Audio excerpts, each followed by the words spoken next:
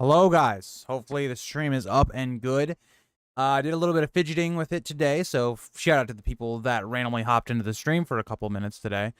Was just trying to improve some quality on things, just make it look better when I go to record later. But yeah, so hopefully this is not lagging or anything. If it does start lagging, just tell me and I will try to fix it. Hi Agor, and yes, long live House Blackfire. We might talk about them a little bit at the end of the stream, Agor, with Young Griff specifically, if he is a Blackfire. But we'll be talking about Young Griff a little bit at the end, to do with a little bit with Cersei's plot, because that is one thing I want to get to by the end. Hi Zeno, how are you? And hi Hunter, how are you as well? So before I really get into the theories, I guess I'll explain what we're gonna do in today's stream. So today's stream, we are going to try to hit a couple topics. So like the thumbnail showed, we're going to kind of hit Euron's horns and some of the theories there. So again, Dragonbinder, he is in close proximity to the Horn of Winter, if it actually is the Horn of Winter that Samwell has at Old Town. And also maybe what Dragonbinder could be used during the Battle of Fire, or if Euron maybe gets dragon, any of those ideas. And then we're going to be talking about Loras, Tyrell, and Dragonstone. So was that a lie? Is Loras actually okay? Some of the things going on there, a little bit of the suspicion. Why would it make sense to have Loras, Tyrell lie, or the Tyrells lie as a whole? So that'll be a little bit part of it, the middle section. I know that was more of a recent video I've done, but we will be kind of covering that theory again. And then the last segment of the stream, we're going to be covering the Valonqar theory, or all the things around that about who's going to kill Cersei. And even that entire kind of like prophecy with Maggie or Magi or whatever, however you want to say it. With that whole idea, we're going to be covering that a bit. Talking about who is this younger, more beautiful queen to, take everything that Cersei loves and all that stuff. And all of that. So we'll talk a little bit about that as well, a part of this stream. But yeah. Hi Maz, how are you? I'm good glad to be here. I'm glad you're here, Zeno. Glad you're here. But yeah, let me know, how are your guys' day? Because I'm not gonna get into the topics a little bit until like the stream actually comes out and all that. But which last name is cooler sounding? Targaryen, Brightflame, or Blackfire? Personally, I think the best sounding of the three is Blackfire. But out of the three families, which do I like the most? I kind of like the, I don't know, I go back and forth, but I do like the Targaryen history. Hi, Jesse, how are you? But yeah, I'm gonna go on a little bit of a rant, okay? Like, there's just some things right now very annoying me right now. So I have had, the only internet I have in my house right now is to my computer and my Xbox. And the only reason those have internet right now is because they're connected to my modem. Right now, my modem is not sending out our internet into the Wi-Fi. Like my phone is not connected to Wi-Fi or anything. And that's been like that since about midday Friday. Okay. And so they were supposed to come out and fix it today. Okay. And so they were going to do all that, right? Didn't show up. Apparently they didn't have enough people, I guess, to come fix it, which was, not great, because for me, right, if I'm the one that has to be home for someone to fix it, right? Or for the people to fix it, because again, my parents both work, normal jobs, so they're not available during the day unless they like call off. Okay. And so Monday and Fridays are like the best for me, because it's like Monday I don't have too much going on. I have one class, but I can be home at that time. So they didn't show up Monday. Okay. Which is not great. So then the only other time that they suggested for this week was Thursday, and they gave it anywhere from 12 to like 5. Well, that doesn't work for me really either, because I'm at school until 12:15. It takes me about 40 minutes to get home. So it's like, and then I have work at 4. So I'm going to be home for like 3 of the 5 hours that they're suggesting. So that's not great. And then you also have some other stuff going on right now where it's like I'm in a group project, and just trying to get people to like together or to work on it, or just to not like do their part, is just incredibly infuriating. So there's that going on, and then we're also getting to final season. So yeah, and then I'm just very busy with YouTube stuff. Also, guys, do not expect a video tomorrow. I'm probably not gonna have one up. I mean, not probably, I'm not. But starting Thursday, you guys are gonna get a lot of content. So you'll have, again, the main videos that are going to be coming out every single day, but then also going to be doing streams as well. This has happened before. Yeah, it's not great. Is, you know, and that's the other part of it. It's like, I feel like my internet provider, because I live in an area where my internet's basically has a monopoly on it, right? Like, there's only one or two cables, like, or one or two, when I say cable, I mean one or two, like, actual, like, good internet providers when it comes to just internet speed in my area. And that's not even saying that they are even in both areas. Like, my area, when we first moved here, the only cable was Mediacom, and they are the only one, like, they are the only internet provider when we first moved here that I could actually stream off of, because satellite internet where I live, like, I'm very not in a big town or city or anything, that I could not stream off of it. I will tell you that right now. Like one of the satellite internets we had in my area was so bad, I could not have Xbox Live. Like, I could not play multiplayer games. So yeah, it's very frustrating because they're not a great company, the internet provider we have, but it's what I have to do. I mean, it's what we have to have. That's another problem with the United States, is the internet monopoly, but we're not going to talk about that today. How did Tywin move his army to King's Landing without any interruption from the Northmen at Harrenhal? I mean, it is the way to King's Landing. I mean, it's true, but I think the other thing is, like, the army at Harrenhal, like, they're not going to stop that army. So I don't think, like, maybe the thing would have been, okay, Roose and the Northmen would have known about it, and maybe could have sent a message. Maybe that is more, you know, a thing. But I think, yeah, there's just no reason. There's no way they were going to stop them at all. Like, they could have even gone around, if anything. Also, hey, I don't know, Nightbot. Nightbot, he's just been, I don't know. He's been irritating me lately, and I keep forgetting to just remove him. Group projects over Zoom class. Yeah, it's not great because it's like, there's only so much I can control, right? I can't control if, like, I can do all the work, but it's also one of those presentations where it's like, these people have to present, like, they have to be able to understand what we're doing and do, like, whatever. And so, yeah, it's not great. But also, hi, Ashley. Welcome back. Glad to see it. Glad to see that you're coming back, as Matthew is kind of having his own stuff going on. So it's good to have some of my mods back. Bro, my country internet is 5 megabytes. Yeah, that's not great. I mean, put it this way, right? When I first got internet where I live now, I was getting kilobyte internet. So megabytes, like, the next tier up, I was having kilobyte internet for a while. I can't say that now. Now I have, like, fairly good internet when it comes to speed, but when I first moved here, it wasn't great. Like, living in the country, or, like, more of a suburban thing away from cities, is just not great. I kind of agree with that sentiment, Ashley. But hi, Andrew, as well. All right, so let's kick into our first topic. So first topic is going to be on Euron, like, the Horn theory. So we're going to talk about Dragonbinder and the Horn of Winter. So again, let's start with, I guess, the Horn of Winter, because it's closer to where Euron is at this point, and I think it will have more effect actually on Euron's story. So the Horn of Winter, we don't really know where it is. It's not been confirmed. We're really speculating. But I think the way that I interpret this is, George puts this heavy emphasis on this broken horn that Sam has. Why would he keep doing that if it didn't have some sort of relevance to the story? And that's the thing I keep coming back to, because it just comes up randomly. Like Feast for Crows, right? When Sam is selling all of his possessions to get money in Bravos, the horn comes up as being one of his last possessions that he does not sell.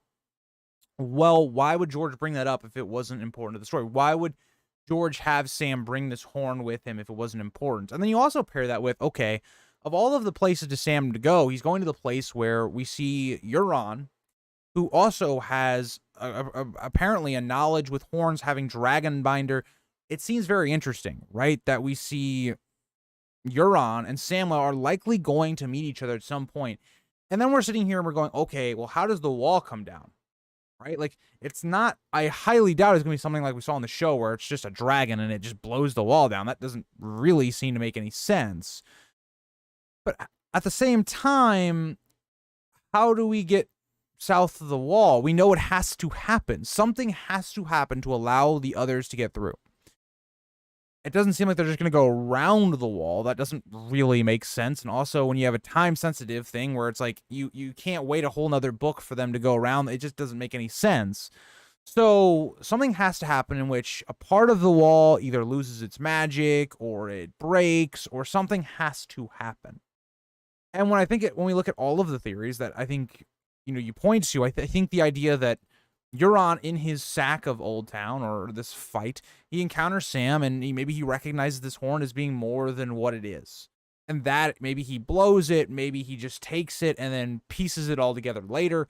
I think we're all kind of leading to an idea of Euron being kind of the idea of the apocalypse, something that me and Ricky on the Voice of Old Town channel talked about, was the idea of, like, Euron is kind of what the show's Night King was, but he's not the Night King. Where the Night King was bringing an apocalypse, a plague, more or less, onto the land, okay? And Euron is somewhat doing that in the way that he could create the others to come south. He's attacking knowledge and the history or culture of Westeros and Old Town, similar to what the goals that were stated in the show with the Night King kind of were. We didn't really get much of it, but that's, the whole idea there. So I do find that to be kind of an interesting idea for Euron. And so let me know what you guys think, like, in the comments or the chat. Do you guys agree with that? Do you guys think there's another way the wall could come down? Do you think maybe there's a different Horn of Winter, that it's not the one that Sam has? If Sam has it, do you believe maybe it goes in a different direction? But yeah.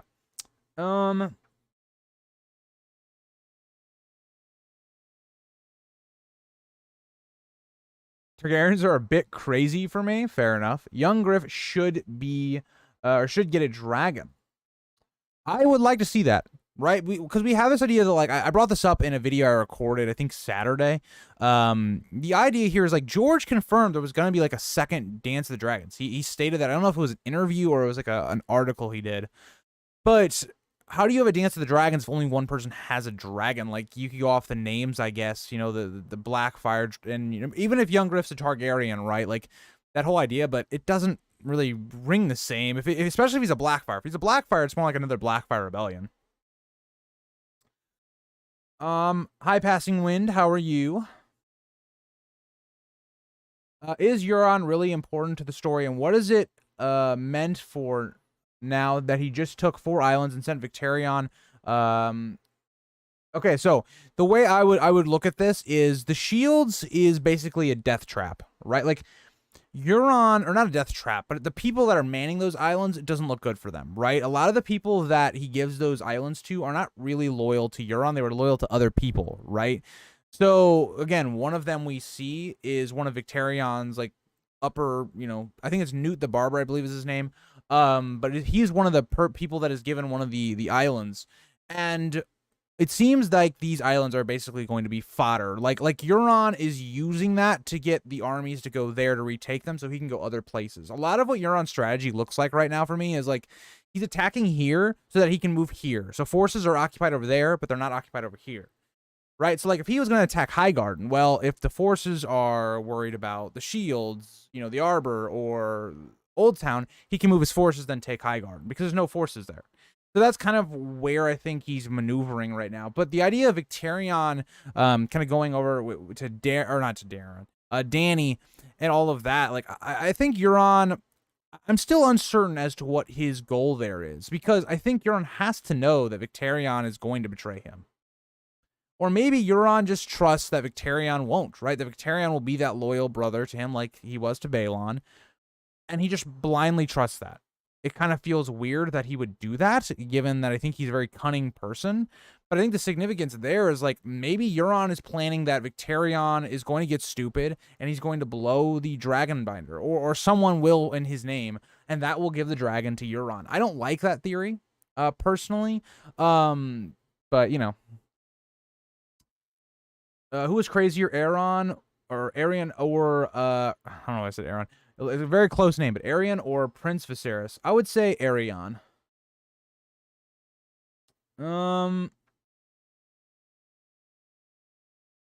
Euron does seem like he wants to bring destruction and rule what's left. The easiest way would be to bring a greater enemy. Yeah, and another thing that would help Euron here, given that Euron knows he does not have the advantage on land, right? Like, he doesn't. And so the way you counter that is you bring in another force. Now, we don't know what extent that Euron has on the others. We don't know his knowledge to the extent of that. But if that was to play, Euron would know that, like, this force would draw the rest of the living, that he could take over what's left. And so that's very, like, Cersei thinking when you think about when it comes to the show, right? Where Cersei was just like, let's just let all their forces die and we'll deal with what's left.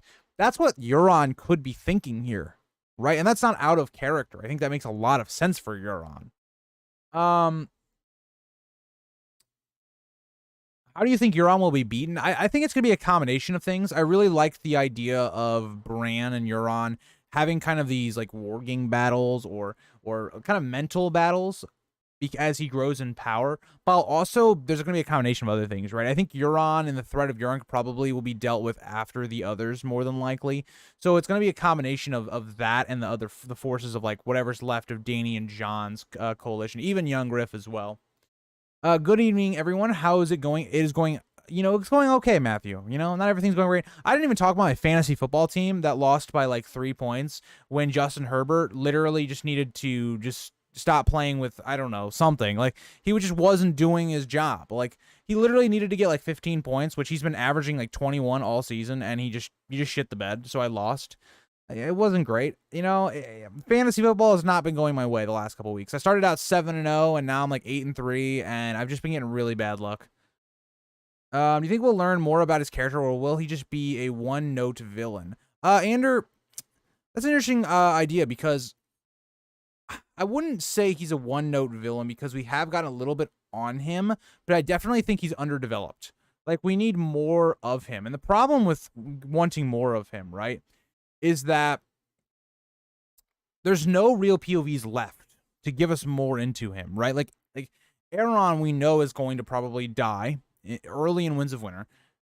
Who else is a POV that's around Euron? And George is saying he's not going to add POV, so who else is going to be there? Right? Like, I don't know how we're going to get a situation where we learn more about Euron, unless it's going to be through Victarion POVs where he's maybe recounting stuff about Euron. But again, there's no way for us, outside of just talking with Euron or being inside Euron's head, to know what really happened, like, in his travels, or what is he's motivated by. Like, as of right now, we know he's motivated by, like, power and, being a godly figure, like being above the gods. He doesn't really care about religion and those consequences that maybe come with things like that. So there is that aspect of it.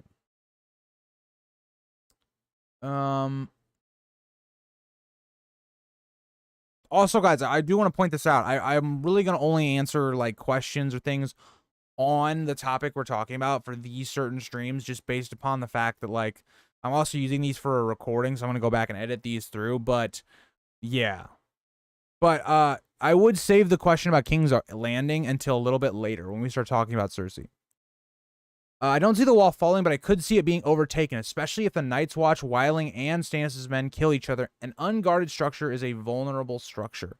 That's a great point. Like, so my question would be, okay, so if we're going off of that idea, right, Maz? How do you think that happens? Do you think it's just the others come up to the gates, say at, like, Castle Black, and they just bust on through? Or do you think maybe because of the some dead giants, or there's this or that, and we just see them break through? Like, that's very possible. We could definitely see that. I think that's an interesting observation. I could definitely see it.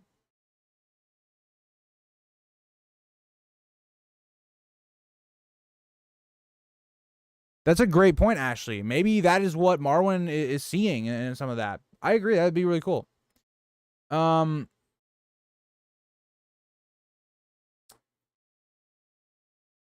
That's true. Maybe that's another point. Like, we don't know what's going on with Old Town, right? Like, we just don't know. I believe it's a Leighton Hightower. We haven't seen him in years. We don't know what he's up to, but I have heard about the theory that Sam will kill Euron with arrows. I'm not sure if I believe that idea, but Go Birds, I don't know. Here's the thing, right? I'm not even a Chargers fan. Like, I didn't really care who won last night. All I wanted to happen last night was to Justin Herbert have a decent day. and he throws an interception that literally meant nothing at the end of the half, and then he fumbled the ball going in the red zone. Like, God.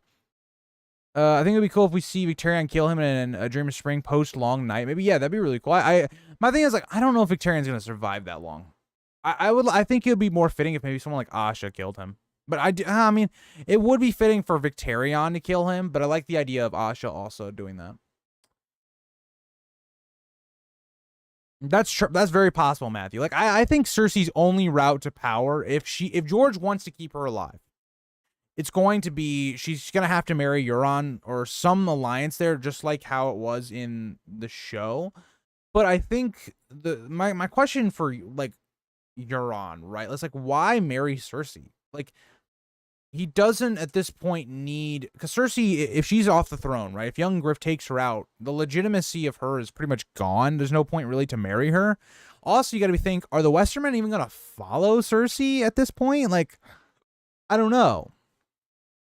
So I don't know. I don't know if Euron would even bother, right? Like, I don't know.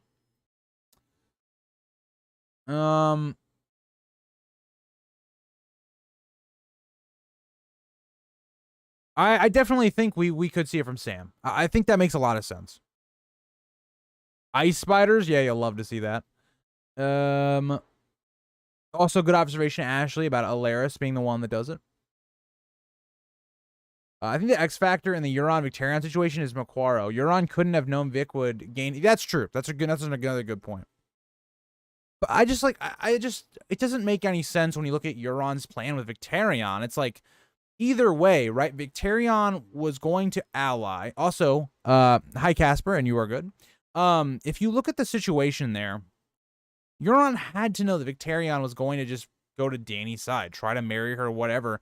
So he just gave up a part of his fleet. Like, there was no situation, in my opinion, where that fleet was not going to come back. Like come back and still be with Euron. It just, I don't know. Also, hi Violet, how are you? Euron will sack Old Town. I kind of agree on that.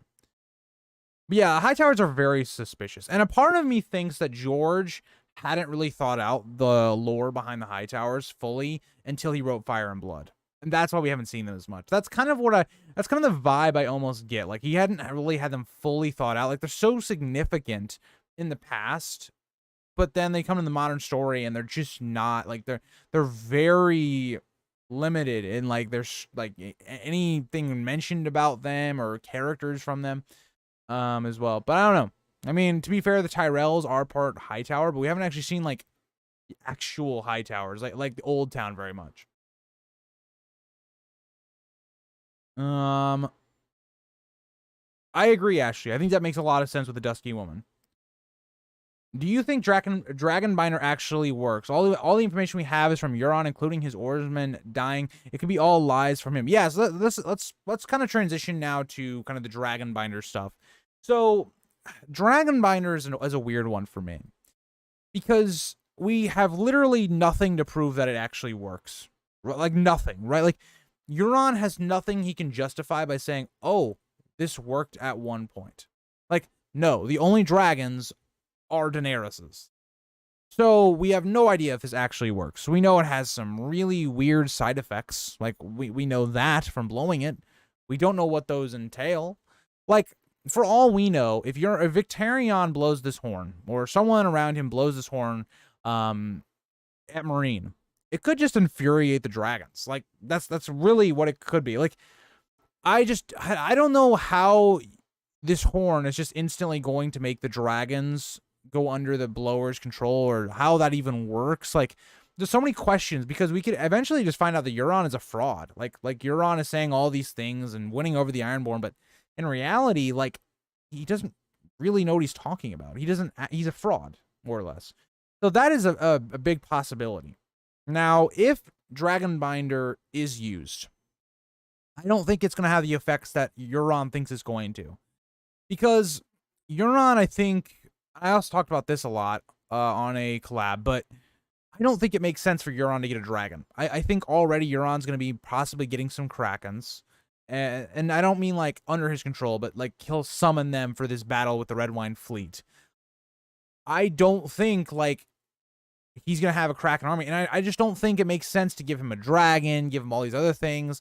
I don't think that's the way things go. But at the same time, I do think Dany needs to get nerfed a little bit. I think Dany needs to not have all 3 dragons, right? It just, I get why George would do it, because it would really parallel Aegon the Conqueror, and that's kind of a lot of the themes between Aegon and Dany are quite the, the same, and they are very similar in a lot of ways. But for the story, like, it wouldn't feel as interesting, because George would have to find ways for this conflict to be interesting, unless he's just making it to where it's like Aegon, where it's like he's just gonna really roll over them all, or she's gonna roll over all of them.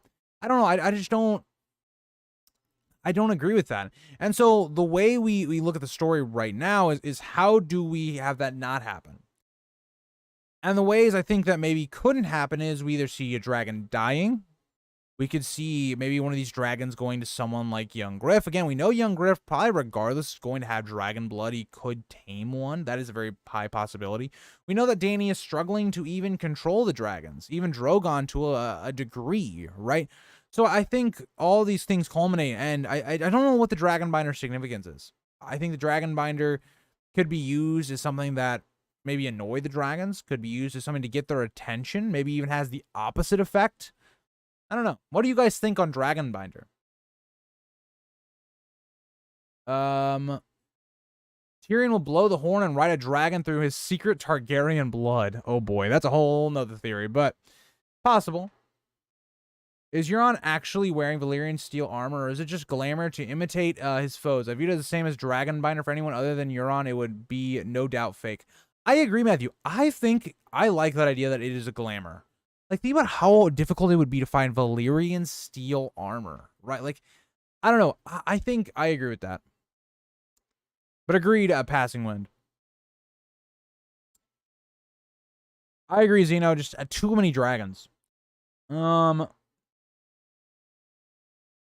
Yeah, so Andrew, it's interesting you mentioned that quote, because in the collab video I do for the event, I actually referenced that exact quote. So there's that quote, and there's also a quote in the Winds of Winter sample chapters with, I believe, Ariane, where it's a very similar quote to that.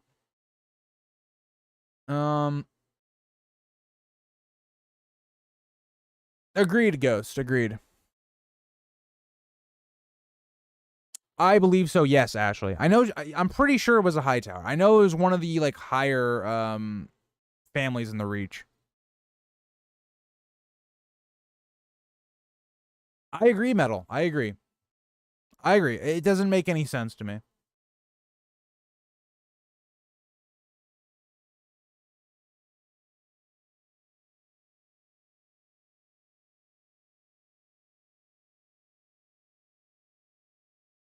George is unpredictable. Maybe the Red Wine fleet will win.